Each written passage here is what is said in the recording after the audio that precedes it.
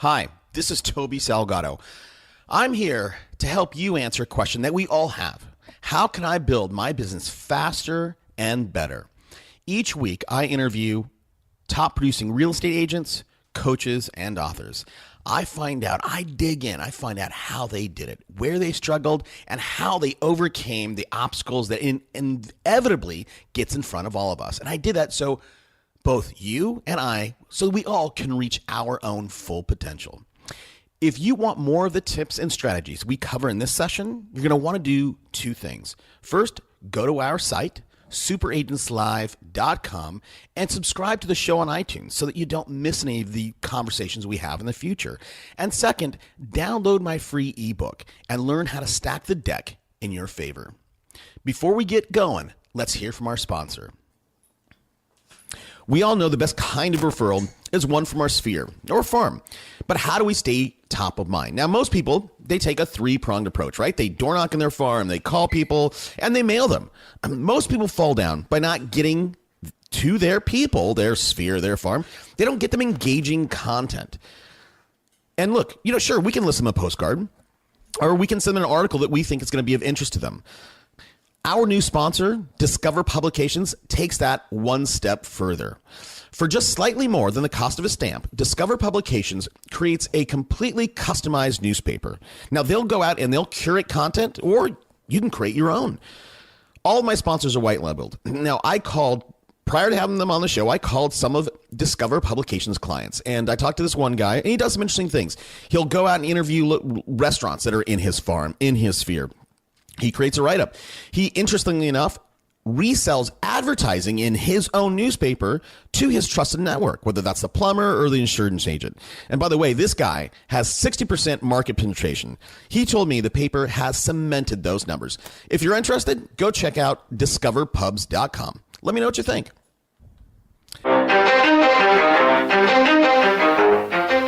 Welcome to Super Agents Live. This is the one place where you can come and hear the most successful people in real estate. You'll hear how these super agents built their businesses, how they stay productive, and how they stay motivated. Who am I? My name's Toby Salgado, and I made my first million in real estate. And I'm your host for the next 30 minutes while we talk to yet another amazing real estate entrepreneur. Stay tuned. Let's go! Yeah! Even after 100 plus interviews, I still love that intro. Yeah. Hey, real quick, radio. I haven't talked about it in a while. If you are a top producer, if you do 80 transactions, 100 transactions, you want to add another 100, I can get you there with radio. It's the silver bullet of real estate. Nobody can get you on like I can. If you go right to the radio station, sure, you can buy ads. Guess what? They're going to eat your lunch. You don't know what a rotator ad is. You don't know how to talk about their biggest day part. So if you're interested, give me an email. We'll talk. Let's see if we can put another 100 deals on the board for you. All right, let's get to the show. Today on the show, we have a treat. I've been fortunate enough to spend a lot of one-on-one time with today's guest, and he has a fascinating background. He sold real estate, built brokerages, and then he got recruited by Tony Robbins to come in and be a key figure in growing the Tony Robbins brand. I'm thrilled to welcome Rock Thomas. Hey, Rock, thanks for taking the time out today. Well, it's a pleasure to be here, Toby. I'm very excited to be on your call. I've heard a lot of great things about your show. Hey, so listen, Rock, I've given a brief overview of your background, but take a minute, maybe tell us a little bit about yourself, and then what you're doing today. I know you got a bunch of stuff in the air. Well, very briefly, grew up on a farm. I learned how to work really, really hard. Then I decided that I'd get into real estate in my late 20s and was not very good to start with at all. After about a year, made one sale. I got some coaching and realized that if you follow systems and models, you can have a lot more success that way, and was very coachable. Went on to become a salesperson of 100 homes a year, then bought one of the largest franchise up here in Canada where I am located. 94 agents at the time, grew it to 270 agents over 4 years, and then sold it about 10 years after I bought it, wrote a book, and started traveling around North America, teaching and training agents on, my niche was mindset, because I felt there's a lot of people that know what to do, but they don't do what they know. So I got really into that game. There's a lot of other guys that teach the technical stuff, the scripts, the dialogues, and the farming and all that, which I can do, and I do. But the juice for me is getting into people's mind, getting people to take action. And now I'm opening up a Keller Williams franchise. I have one office already. I'm opening up a second one. I have a team. I'm very excited about that. I'm involved with a fantastic mastermind group called Go Abundance. So life is rich, life is exciting, and I feel very blessed. Okay. So that's interesting, man. So in terms of talking about coaching, so you did one deal your first year, and then all of a sudden, then you went to 100 after some coaching. I'm curious, man. What was that when you were doing one deal to 100? Was that more of a mindset thing, or was that like a mechanics thing for you, or was it a combination? Well, I would say, in fairness, it's a combination because I was taking action, but it's kind of like planting seeds on concrete. You can take a lot of action, but if you're not doing it the right way or at the right time, you're not going to get a result, and you're just going to get frustrated. So I was taking action. I was knocking on doors. I was going out and meeting people, but I didn't have the body language figured out. I didn't have some of the scripts and dialogues, and therefore I was getting somewhat discouraged. Once I got some of the how-tos, the skills, then I started to get more success, and I combined that with maintaining a proper attitude and learning how to connect with people. That's when it took off. So it was a combination of the two. Interesting. Okay, so I'm just taking some notes here, man. You're saying a lot of good stuff, and I can't keep up. But okay, so you were taking action. You were door knocking. You were calling. You were doing all the right stuff. But what you said was, what I didn't have right was. I'm not sure if you said scripts, but you specifically mentioned body language, and to break it down a little bit, because there's this total presence theory or viewpoint. Can you break that down a little bit for everybody? Yeah, I think you're right on to it. So if you're confident when you're sitting face to face with a client and they ask you, for example, will you cut your commission?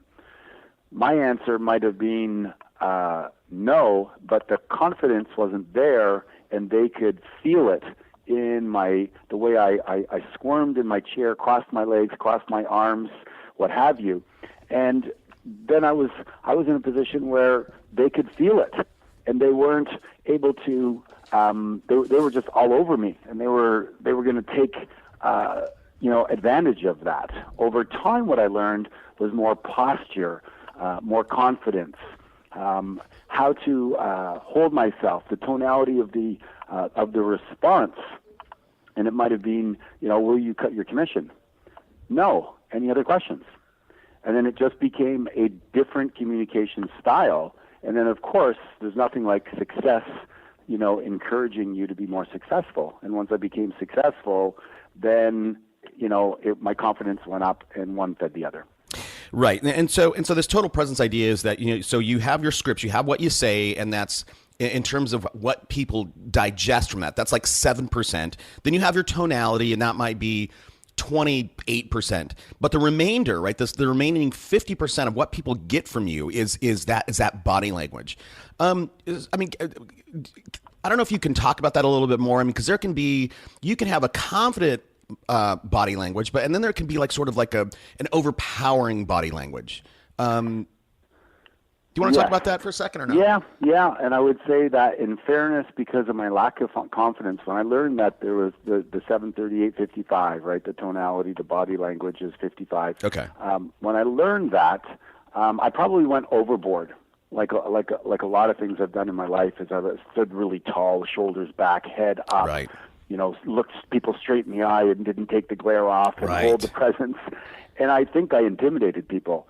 And made them feel like I had a thing called better than, like I was a better than person, and to be better than, the other person must feel less than, and that's not.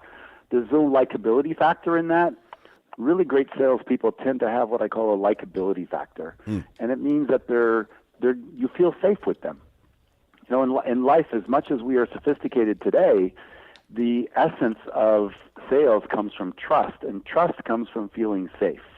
So it's great to be confident and knowledgeable and a resource, but you also want to be personable, and you also want to be relatable.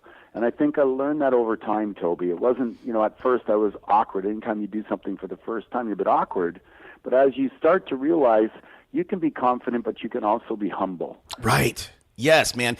Yeah, sorry, I was just going to say that, man. So you took my fire away, but dig into that a little bit. Yeah, so the key is that a great salesperson I learned over the years is you ask more questions than you talk. So you ask lots of questions and you allow them to unveil what is important to them, and then confidently you can guide them and move them in that direction. So, I mean, I took a course called NLP, it's Neuro-Linguistic Programming, and you learn about the relationship between words and body language.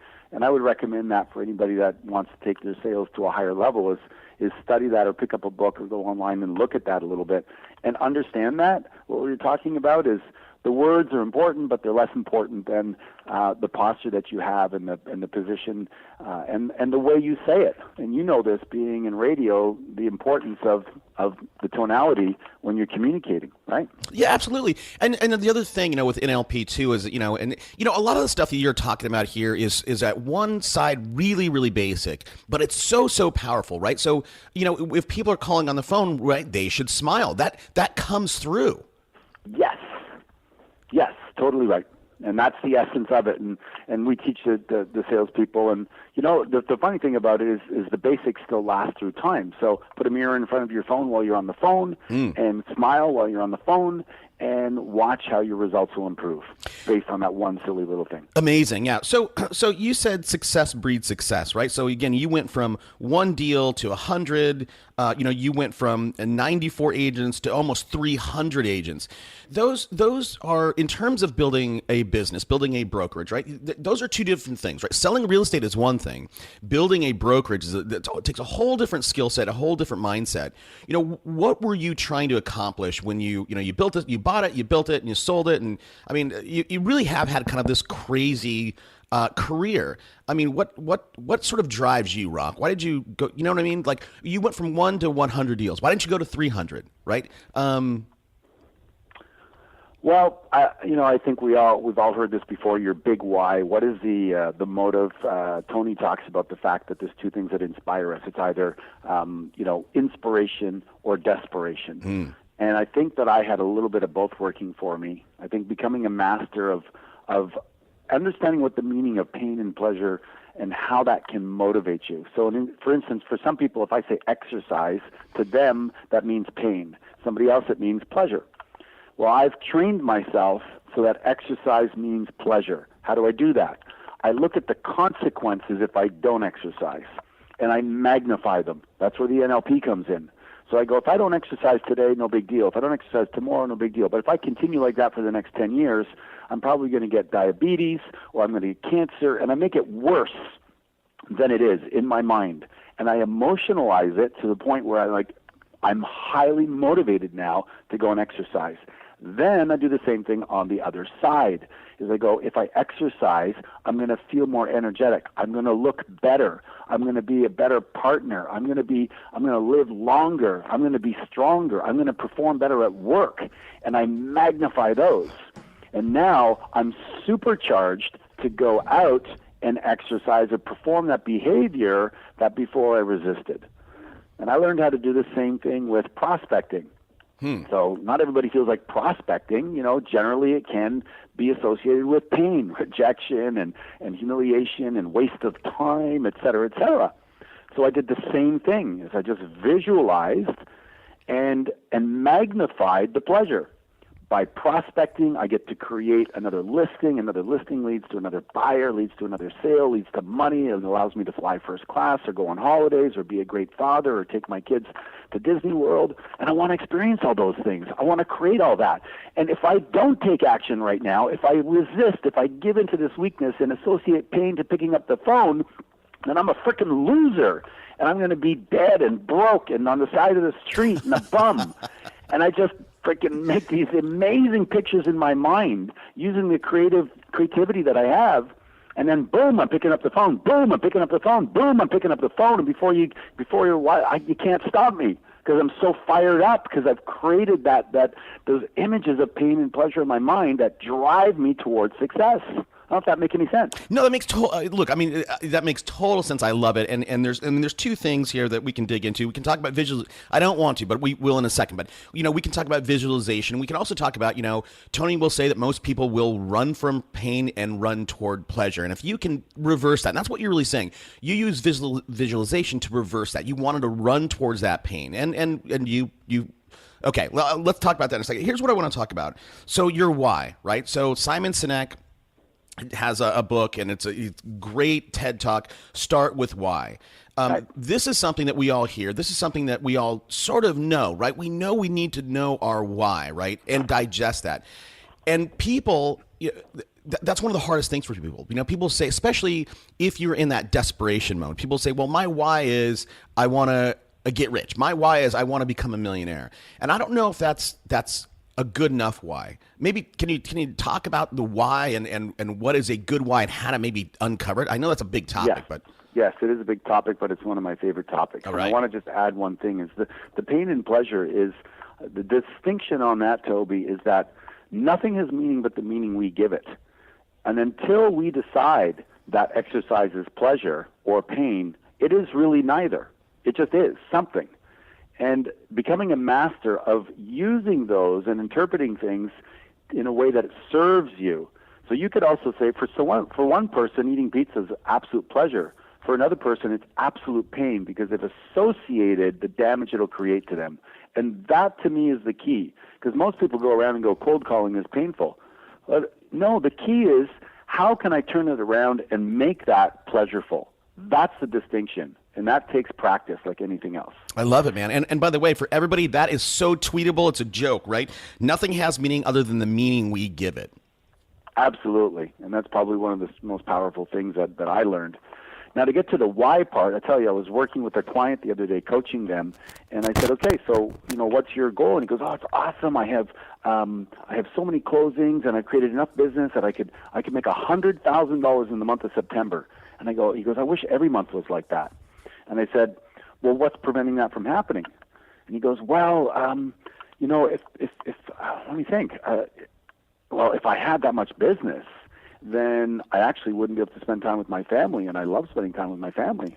And I went, And what you'll notice, Toby, is that people have unconscious conflicts. So they want to be successful, but they want to be a family man. They have values around that. They want to spend time with their kids, pick them up from school, or go to their soccer, or whatever the case may be. So then they have a run where a whole bunch of business comes to them, and their brain goes, if you continue like this, you're not going to spend any time with your family, and you're going to be a bad father. Yeah. And therefore, they stop attracting the business. They stop going for it. They sabotage themselves. Yes. So I think that people do want to live a legendary life. They do want to go for it. They want to have a huge life. They want to be in abundance. And then they run into these unconscious conflicts that were planted in there by their mother. You grow up and be a good father. Don't be like your father. Be a workaholic and never be home, or whatever the case may be. And then they don't know why they can't have huge success. So for me, I think I've become conscious. I was fortunate enough that I grew up in a very I would say, difficult environment. One of my favorite quotes is, if you do what is difficult in life, life will be easy. If you do what is easy, life will be difficult.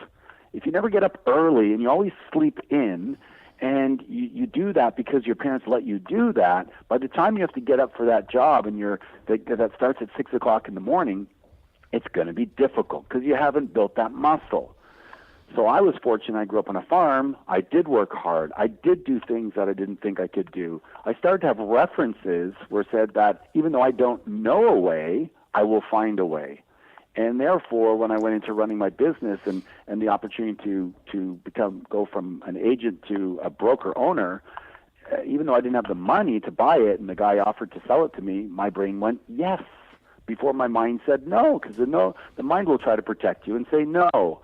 But I said yes, then I figured out a way to do it because I wanted to live a full life, and I associate pleasure to growth, pleasure to learning, pleasure to challenge, pleasure to opportunity, pleasure to being number one, and I condition myself that way. So I think the gift I like to give my people when I'm coaching them is I say, if you're not sure what your purpose is in life, whatever you're doing, do it at 100%. Have that kind of an identity. that you're the type of person that does things at 100%. And I could tell you oodles of stories that me cleaning toilets or taking flying lessons that led to me partnering with somebody and becoming owner of a plane at the age of 16, an owner of a restaurant in my early 20s, just because I cleaned the toilets better than anybody else. So somebody might say, well, cleaning toilets led to that. Yeah, it's because how you do anything is how you show up in the world. And if people see you constantly having a high standard, then they're going to give you opportunities. Does that make sense, Toby? Yeah, it does. It does. And of course, it makes a lot of sense. What you're saying, though, you're saying, this here. First of all, let me break in here with a message from our sponsor. Our sponsor, Discover Publications, will create a customized, branded 12-page newspaper that will be sent out to your farm and sphere. Now, this paper is cheaper than you think. For slightly more than the cost of a stamp, you can start sending out curated content and always stay top of mind. Never lose a deal again because that prospect just happened to forget that you were in real estate or misplaced your number. Go check them out at discoverpubs.com. I know when I have a great interview because I constantly am looking down to make sure that I'm recording, and it's such an unconscious thing for me. I'm like, am I getting this? Am I getting this? Anyhow, so that makes total sense. And I think one of the things that one of the takeaways there, and you said it, but if we can just say yes, there's so many things in life that we get offered. This happens to me all the time. And I'm very deliberate. I'm like, oh, well, no, yes, right? And if I just took the time and said, if I said yes more often, I would, serendipity happens, right? And just like you clean the toilets better than anyone else. You did it 100%. You said yes, and bang, right? Opportunities presented themselves. But I want to go back here. And again, Rock, you're just dropping all that. This is going to be one of those episodes that people listen to 2 or 3 times. And by the way, man, if I'm talking fast, I think I told you last time we met, I said, man, whenever I have coffee before a morning interview, I tend to sort of be a little aggressive. So I had a coffee right before we started recording. So I'm trying to pull myself back. So I want to talk about self-sabotage because that's so important. This one guy, if we go back, he said, man, I'm going to make $100,000 in September. I wish every month. And he had all these limiting beliefs. Well, I can't have it all. If October also is, I make $100,000, I have that in the pipeline, I'm going to be neglecting my family. And then what happens, what you said, right? Self-sabotage starts to work in. And this happens a lot of the time when we start to get success, right? People think business should be hard, right? And if you do your job right, if you build your business right, at some point you get into flow and business just starts happening. And I've seen it over and over again with myself and other people where when they get into flow and work becomes easy, they start to sabotage it. It shouldn't be easy. How much have you seen this? And does this only happen with top performers, or is this something that happens when maybe even somebody's just building their business? Well, I've seen both, and I see some people that seem to be able to be very comfortable with it. I'd like to say that I'm comfortable, but I'm actually guilty of the same thing myself. From hearing so many times and having it implanted in my brain by my father that you have to work hard in life to make it. As much as I pull that weed out of my mental garden, as much as I crush it and stamp on it and replace it with work smart and I attract everything great to me, etc., I think that's an ongoing process, at least for me. I'd like to say it's different, but I think I have to continually meditate and pray and visualize that I attract good things to me. And every once in a while I have those days where I'm like, wow, look at all this stuff just floating my way. It's so cool. I'm totally open to receiving it. But I think most people, they live based on their references, and they look around them, and 85% of the population struggles, is broke, lives paycheck to paycheck. So there's a tribal, national community of references where you basically to get easily wealthy, you have to be a unicorn. Yeah. Or be bad, or be a bad person, right? When people have that, right? Only, I hear that all the time. Or people, that is a limiting belief. People think that you can only get rich or be wealthy or have a bunch of money if you screw other people over. Totally, but there are lots of references for that as well. So people just look out there and they hear about this guy that climbed to the ladder crushing somebody, this other person who took advantage of his suppliers and went bankrupt and da-da-da. So there's plenty of references for that too. So you have to seek out those people that have done it well and then use them as the models and then grow from there. But it takes an effort to work your way through that. And quite frankly, most people, unfortunately, have given up. They're so tired. They don't want to be disappointed again. They don't want to be embarrassed again. So what do? Is they come up with this story saying, I don't want to be wealthy. And that's a bit this guy I was talking to, is his story a little bit is, if I'm that successful, I'm going to have an assistant. And if I have an assistant, then I have to manage that person. And what if I don't know how to manage that person? They go into their limiting beliefs. So they tell the story, rather, I'm a family man. I want to be home to make dinner, and I want to do this, I want to do that. At least that's my belief, is they sell themselves a story to keep themselves where they are so they don't have to feel guilty about not going for the opportunities that would cause them to grow and live a more abundant life, which in reality would allow them to give back and have a more prosperous environment, as well as to give back to other, charities or whatever they might want to do. Yeah, absolutely. A couple things in this conversation here, Rock. You've one thing that I think there's two words that you've used more than any other words, and it's visualization and then attraction, right? I'm going to visualize X, right, what I want and why I want it, and I will attract that. Now, that a lot of people think this whole notion that if you can visualize it and you will attract it, and the universe will, you will manifest it. A lot of people think that's just a little bit like too woohoo. What's your take on that, and how have you seen that work in your life? Well, I think the saying goes that God will help those that help themselves. And another one I've heard is you got to participate in your own rescue. So I think that the reality is it starts inside. It starts with that thought about what you can create inside. And then, first you create it on the inside, then you manifest it on the outside. So the point being is that if your thoughts are, clients are a pain in the butt, they're not reliable, they're not trustworthy, they work with multiple agents, or whatever the case may be. If you have those thoughts, you're going to be projecting that on some level. And I also like to say that your cells are eavesdropping on your conversation. Yes, man. So if you every day are saying, you know what, I'm getting better and better every day, and I'm an awesome salesperson. I provide people with the true value that gets them the home they want and gets them at top dollar, and you start to truly feel and believe that, then we go right back to the first thing we talked about, Toby, is that it's going to show up in your tonality. It's going to show up in your physicality. It's going to show up in the words that you choose to use. It's going to show up in your integrity. It's going to show up in your level of service.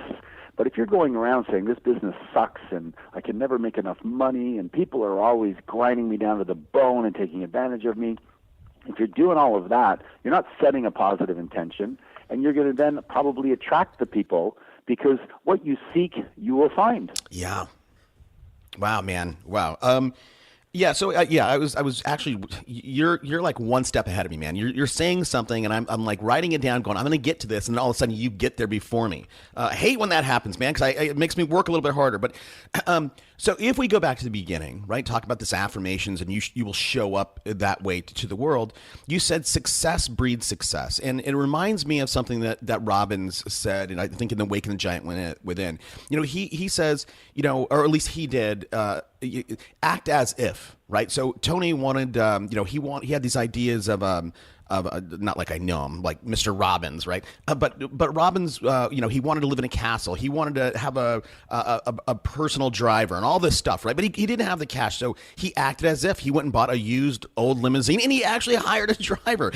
But he did it before he could afford it, and it reminds me of something our mutual friend Osborne, right? He says, hey, man, I am the $100 million man. I've not gotten there yet, but I believe that. And so, in that belief, he will get there.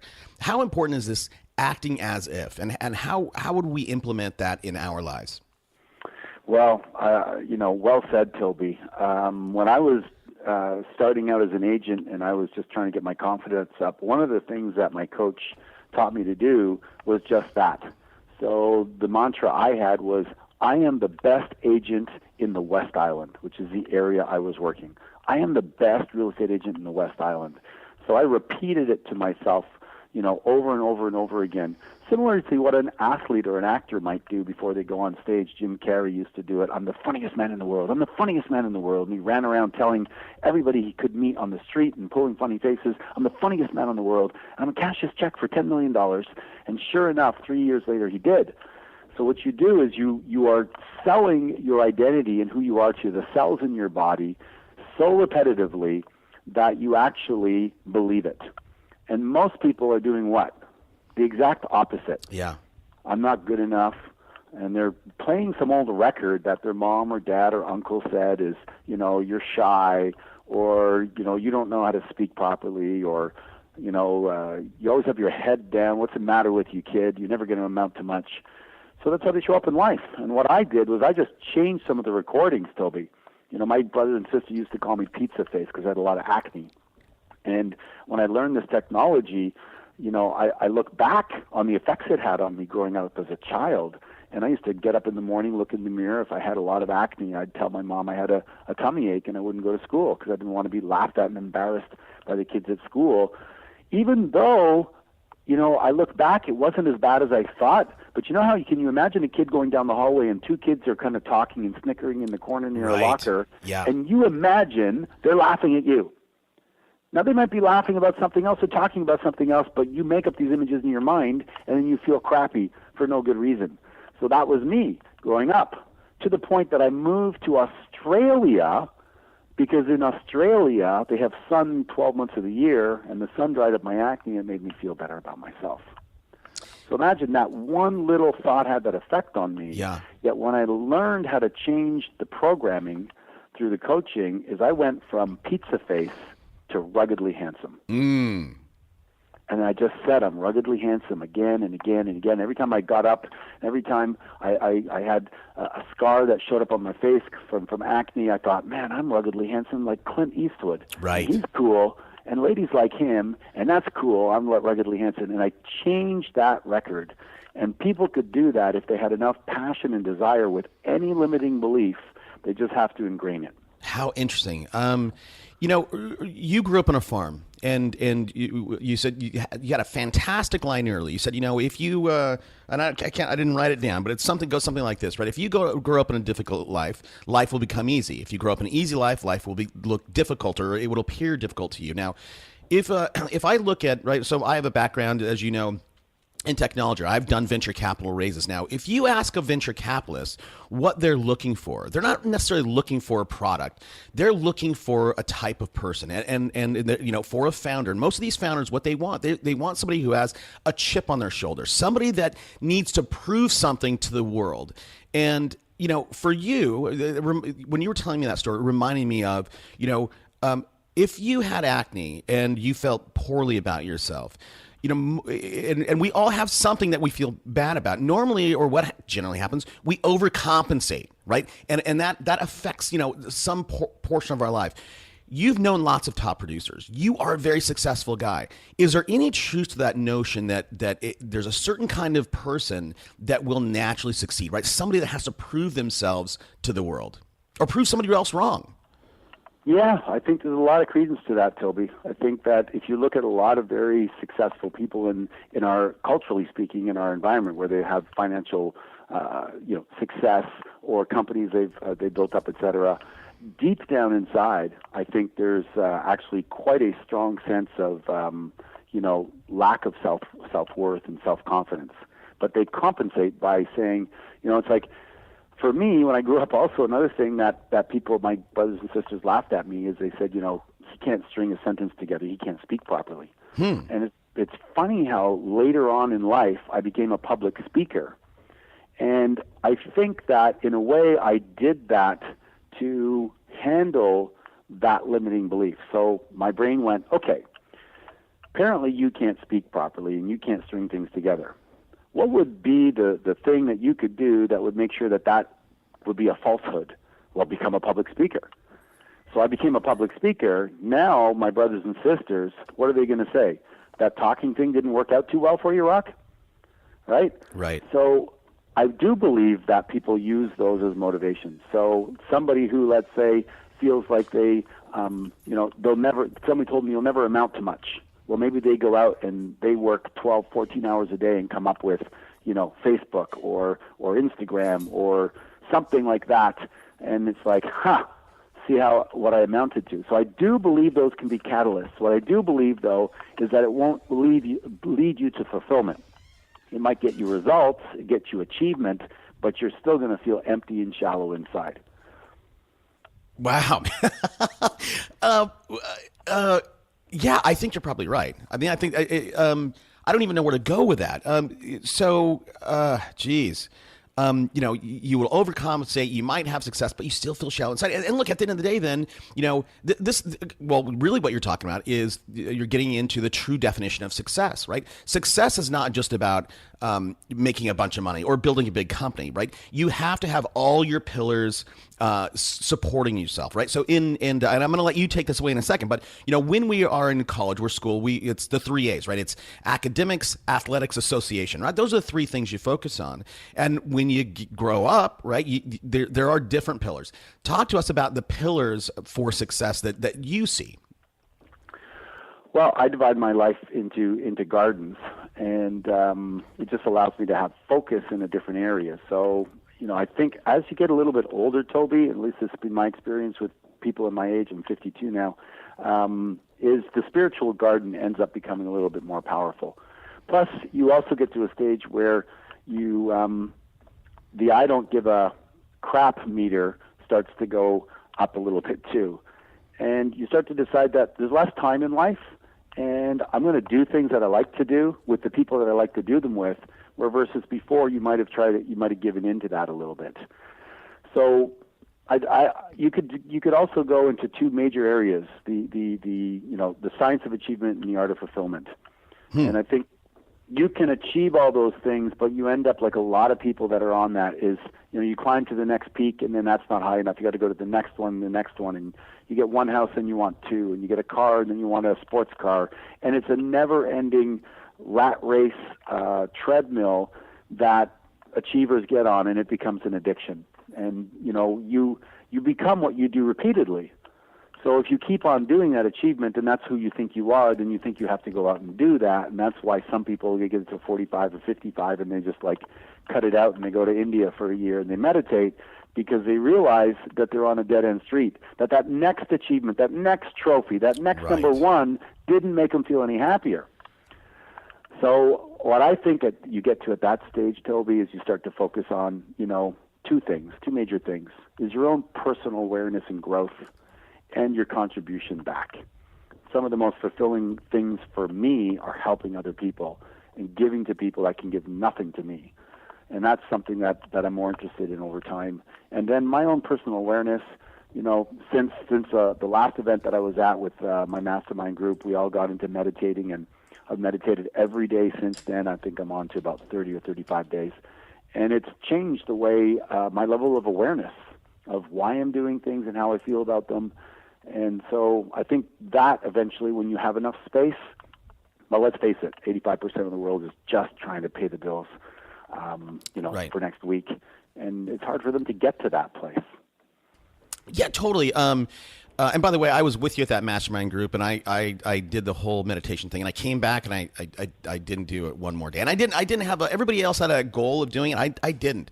I wasn't good at it, Rock. But so what you're talking about really, if you were saying, hey, everybody wants to, they keep reaching for the next peak, and the next peak doesn't make them happy, doesn't fulfill them. So they say, I'm going to go to a bigger peak. I'm going to climb a bigger mountain. And so really what you're talking about is, Maslow's hierarchy of needs, right? And, when you, at the peak of it, it's this self-actualization, right? Acceptance and lack of prejudice and, morality and creativity and contribution and all that stuff. Now, what you touched on, though, and what you said very eloquently, is that 85% of the people, if they're just trying to pay the bills, you don't have time. I don't know what it. I mean, you haven't marched that path in order to even think about acceptance of facts or lack of prejudice or morality, right, or contribution. What happens, man? What happens if somebody's out there and they know they want to get to the be self-actualized, but they're stuck in this hamster wheel of just work, pay the bills, I'm broke. Work, pay the bills, I'm broke. I mean, what is there some kind of shortcut? Or I mean, look, I mean, you've been with Robbins for 15 years. I'm sure you've learned some kind of hacks, life hacks. Well, let's use you as an example. You said that you did this meditation and then you weren't any good at it, so you stopped. Mm-hmm. So what was your expectation of that? How do you know you weren't good at it, first of all? I don't. And when we were doing it, Brett Jennings was the guy running it. He spent 2 years with Deepak Chopra. So this guy was a real guy, right? It wasn't Tina from 24 Hour Fitness. I didn't, what it is? I went into it with no expectations. So, and I never thought about meditation before. So if I didn't know what I don't like, and I think you're getting to this, right? So for me, like I felt like there was a goal. And I was like, well, I'm not getting it because I don't know what it is. So if I'm very goal driven. So if I didn't get it, that goal, like I felt like, okay, what's the use, or I'm not good, or. Yeah, well, I think that's you hit the nail on the head, and you're a perfect example of you're an achiever, and in this particular case, you weren't maybe clear on the outcome, or you wanted to have an outcome. And I'm the same way. I've wanted to meditate for 20 years. My sister's into it. My aunt is into it. They've been into it. They're into all that new age stuff, etc.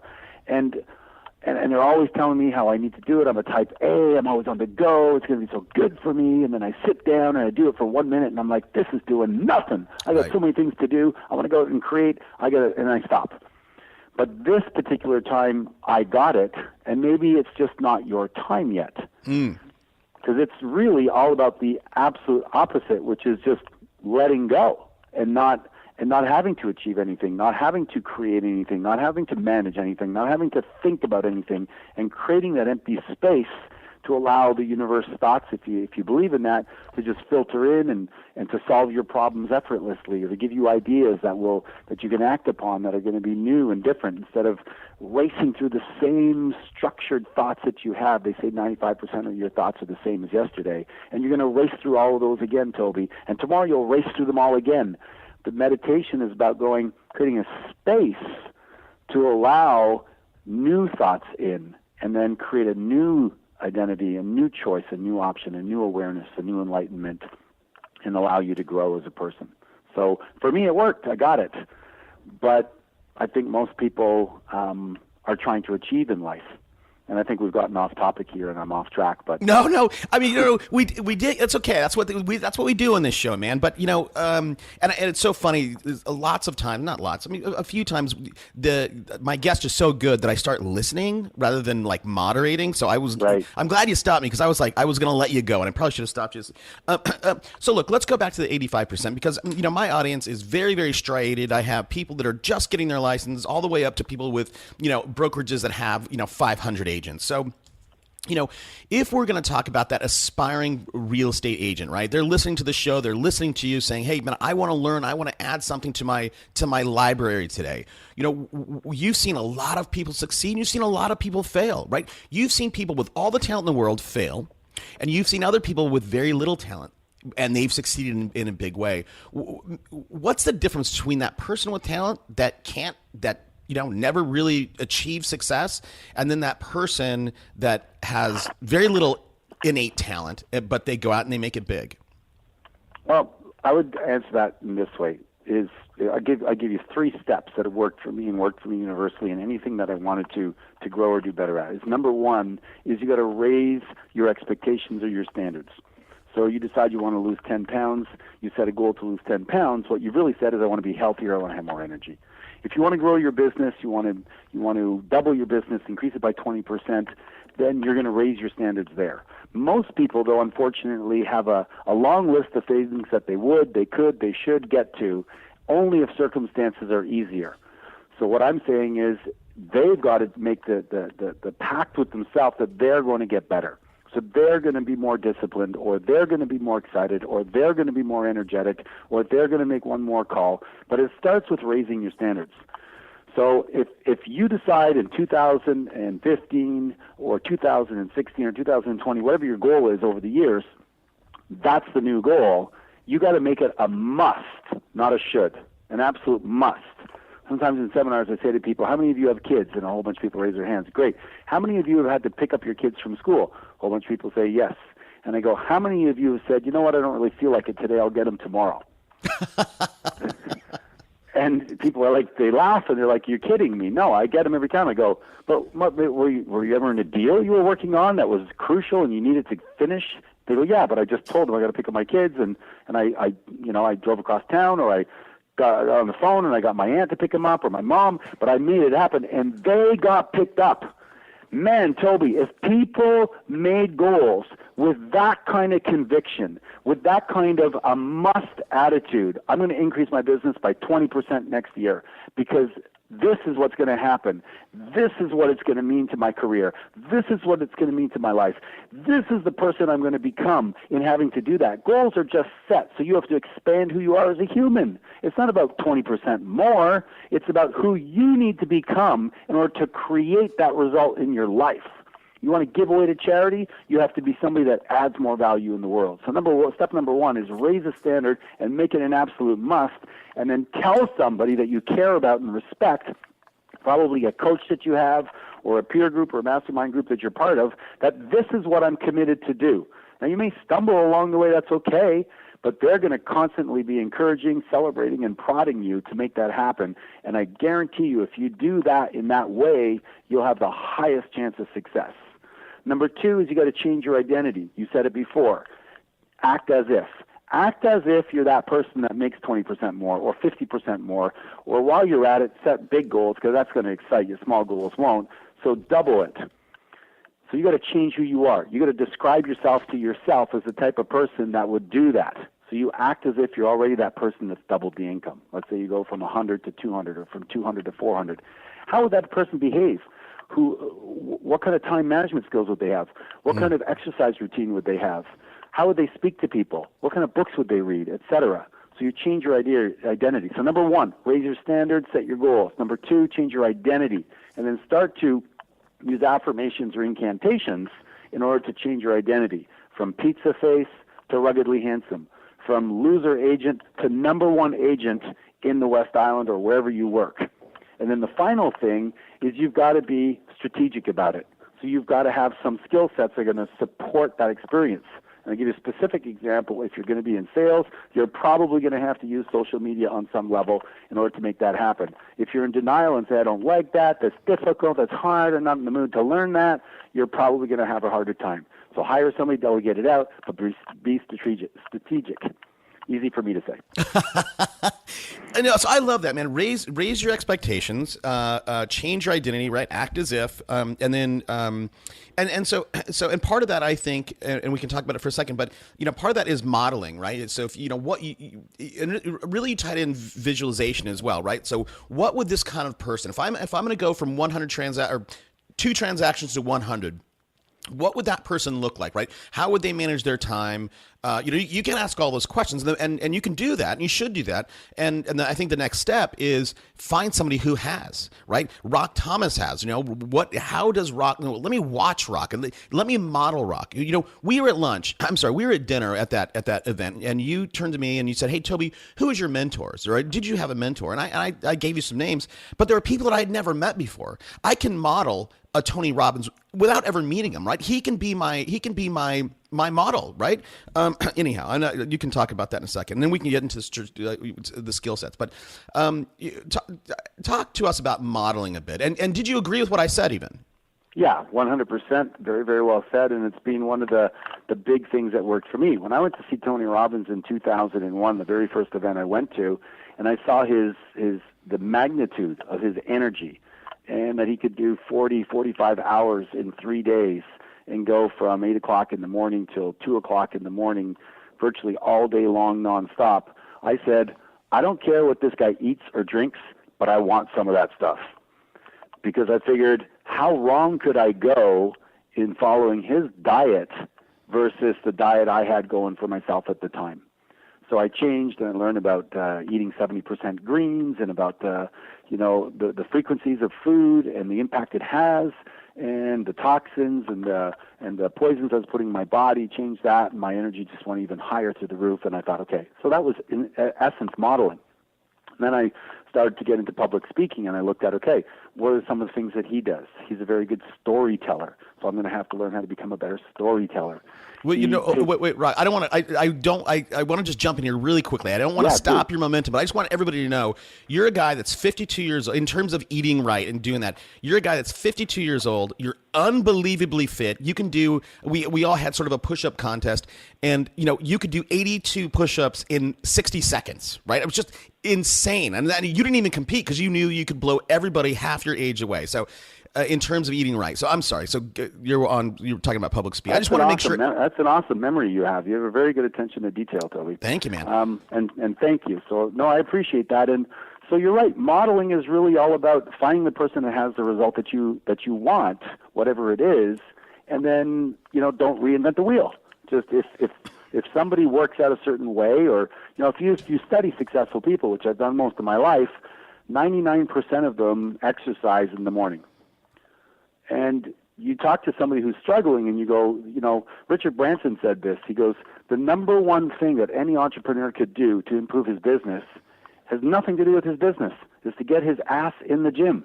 The number one thing. That's his advice. This is one of the most successful men on the planet, multi-billionaire, 300 companies, and his advice to entrepreneurs is go and exercise. Why? Because you have endorphins that are released in your body that cause you to have higher ability to produce. So the hours on the job, you're producing at a higher level. But what do people do? They run to the coffee machine and they stick 8 coffees in their body all day long, and and that's because the guy next to them does it, and the other guy does it. Just because it is normal doesn't mean it is natural. It just means that that's what everybody else is doing. So to end on your point of modeling, find the top athlete. What do they do energetically? I went on a holiday not too long ago down in St. Lucia called Body Holiday. And they say, give us your body for a week, and we'll give you back your mind. They had an Olympic athlete down there, and they trained us every morning. I mean, it was awesome. Their attitude, the way they look at their body, the stretching that they do before and after. They treat their body like a temple. Why? Because they want to get the most out of it. They have to get the most out of it in order to compete with other people. So it's become a science. So what I do is when I find a result that I want in my life, is I go to the people that are already getting it, and I take their years of research, and I just look at the result, and I go, okay, if you get up at that time and you work out for 45 minutes and you stretch for 7 minutes, I guess I'll do that. I don't have to question it. I don't have to reinvent it. And people should do that in real estate as well. Is find the guy today, in today's market, in today's environment, with the internet, etc., and what are the most successful people doing, and then model that. Because if you're living in the past, you're going to get wiped out. Dude, I love it, man. And listen, we have to start wrapping up. You're one of those guys I could spend 2 hours on the phone with. But so I'm gonna ask you this last question, then I'm gonna end up with our standard. But so I'm going to pick somebody. I'm going to see somebody, right? There's lots of people out there that I'm going to go, I like what that guy's doing. I want his business. I want his life. I'm going to model that guy. The problem is they're look at some, let's say it's door knocking. They're like, I know I had a guy, Thatch Nguyen, on this show. His deal was he knocked 100 doors a day for 10 years. He did that. By year 3, he was making $1 million a year, and he owned like 17 houses, right? Free and clear. Clearly that works. But people go, and they can see it, and they're like, yeah, I know I should do that, but I can't do it, right? So really what I'm asking, like, how does somebody expand their comfort zones? They see, and they know intellectually what they need to do, but they're like, that's just not in my comfort zone. What kind of advice would you give that person? Wow, that's a big question. Sorry, man. Number one is there's different personalities. So many people know about the DISC model, which is a behavioral assessment that determines your personality. Somebody who's introverted and who really doesn't like to connect with people, that might not be the best route for them. They might be better to do some Facebook, advertising, or learn a little bit more about search engine optimization and things like that, and have leads come to them. But for the person who has a natural personality fit for that, absolutely. But definitely, you've got expireds for sale by owners. You have door knocking. You have networking. Try to fit your personality to that area. But that being said, there's a well-known science that's written in the book, The Rise of Superman. It talks about the fact that these people that do daredevil sports and do extreme sports, they stretch their capacity based on the fact that they call up on resources in their body that are dormant for most people. What do I mean by that? Well, if you go to the edge of a cliff and you're going to go bungee jumping and they're just about to get you going, you're going to feel a change physically in your body.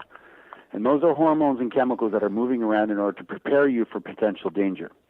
And the release of norepinephrine or anandamide or natural endorphins will actually heighten your capacity to perform. So these athletes continually heighten their ability to perform. It increases their wide-angle lens. It increases their ability to notice patterns. A pattern might be the husband and wife looking at each other across the table, but you pick up on that pattern that she's shaking her head saying no to him. But because you're in a heightened state, you're on performance, you're ready to go, you're locked in because you have that absolute goal, you're going to double your sales next year, and you're on when you're in front of the client, you are focused, and this is showtime. When you've trained yourself to go that way, boom, you're able to turn that around, and you're able to turn it into a sale versus into, we'll think about it overnight. The key is 4% outside of your comfort zone. 4% has been proven as the key growth area. If you go too far out your comfort zone, and I ask you to jump out of a plane without a parachute and dive after the parachute we just threw out, it's probably going to freak your system out so much that you're going to shut down, and it's fight or flight. If we get you to jump out with somebody else, you probably could handle that. Do that every day. Over time, your comfort zone expands. And that's what most people don't get, is they look at their life and they look at what they want in their life down the road, and they go, oh, that can't happen for me. It's too much work, and they talk themselves out of it. So the quick answer is 4% more. Make 4 more calls than you made yesterday. Make 1 more call. Get up and walk for 1 minute. Tomorrow, walk for 2 minutes. The next day, walk for 3. And before you know it, at the end of the month, you're walking for 30 minutes. It's doable as long as you're committed to a great life. And that requires visualization, in my opinion. It requires some focus on what you want, and the optimization of what we talked about earlier was the pain and pleasure. Oh, my God, Rock. I love it, man. I love it. And look, 4%. I love that model. And here's the other thing, too. And again, I don't want to get on this. I know we're taking up a bunch of your time.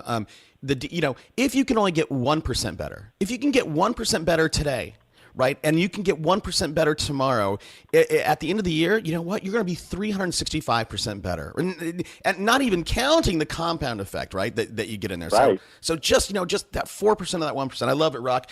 Hey, man. So here's the last question I ask everybody. I'm an aspiring real estate agent. I have $25. What book should I go buy today? Oh, wow. That's a great one. As you're scanning your library right now. Geez, I would have to go with probably an old classic is Og Mandino's The Greatest Salesman in the World. Got it. That's a great book. And if you haven't read that book, you can get a free copy. Just use our link, audibletrial.com/superagentslive. Hey, dude, Rock, thanks so much for coming on the show. It's always a pleasure talking with you. Tell everybody where they can find you, because I know people are going to want to reach out and say thanks and maybe ask you the question offline. I don't know if you have time for that, but let us know where we can find you. Yeah, I mean, the easiest way is just to look up Rock Thomas in Montreal, Canada on Facebook, but you can also go to my website, rockthomas.com, and shoot me a message there. I'd be happy to have a chit-chat or connect with you. And I have a book called The Power of Your Identity. I think that if people really want to do that step 2 and change their identity, there's 5 really easy steps that worked for me and allowed me to become, from broke to millionaire, and I credit it to that process.